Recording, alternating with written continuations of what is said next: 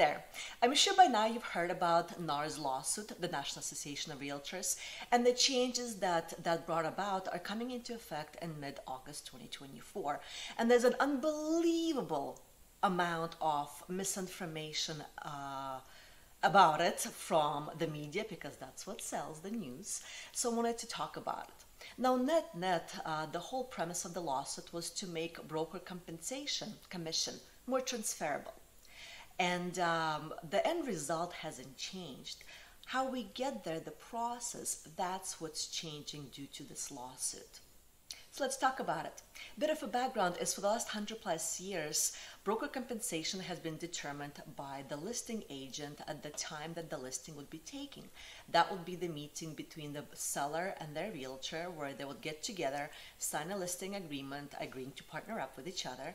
And the listing agreement had a line item where the seller would commit to paying X amount to the agent that brings the buyer.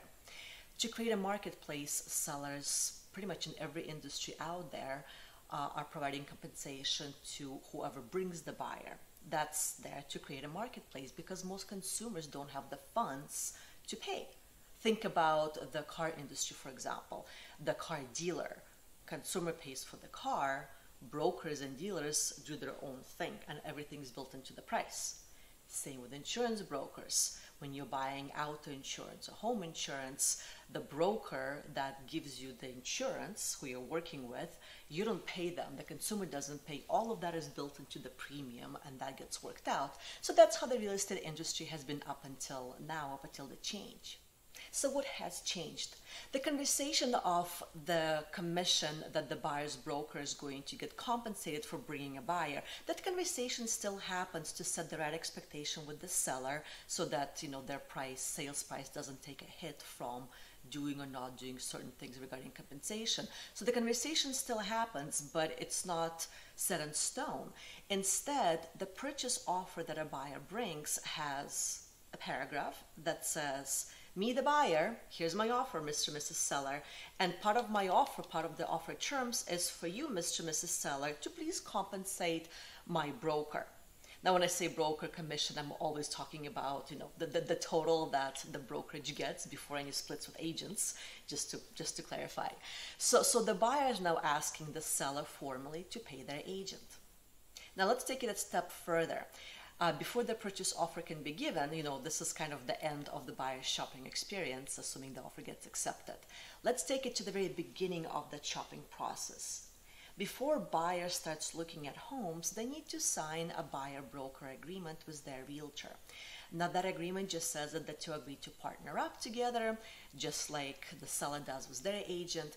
And in that agreement, the maximum compensation that the buyer's brokerage company can get gets determined. So the buyer, it would seem at first, is signing up to pay the buyer's broker. And first of all, that agreement is cancelable, just so you know the way it reads. And second of all, buyer has options of how to actually pay the broker. And to do that, in the purchase agreement, they ask the seller. You see what I mean about nothing really changing at the end result, but how we get there is different. So now the buyer commits to something with their realtor, and then that same buyer asks formally the seller to provide the compensation. It's a little bit backwards. Things have been, the verbiage, the language around this, the process, I believe will continue to get adjusted as we progress through this change. It's a very massive change in the industry. And it could look very scary to a buyer, especially a first-time home buyer who's never done this before. The reason I say that is that broker agreement piggybacks along with a bunch of generic advisories and disclosures that the buyer will see again whenever they give the purchase offer to buy the house. It's a duplicate. But all of that means that it's 30+ pages of stuff for the poor buyer to sign. And it's very difficult to articulate that to somebody who's never even looked at a house before. This is all at the very, very beginning of the home buying process, and it could be really overwhelming for a buyer to see all of this paperwork Now they're told that only one page is kind of important, but the rest of it is boring generic advisories, but it's definitely confusing. And my hope is that it gets more streamlined by the Association of Realtors to make it easier for the buyer to digest. I hope this sets clarity where there is a lot of confusion in the market from both buyers, sellers, and realtors, to be frank. I'm always here to help you create a better life through real estate. Thank you so much for watching, and see you next time.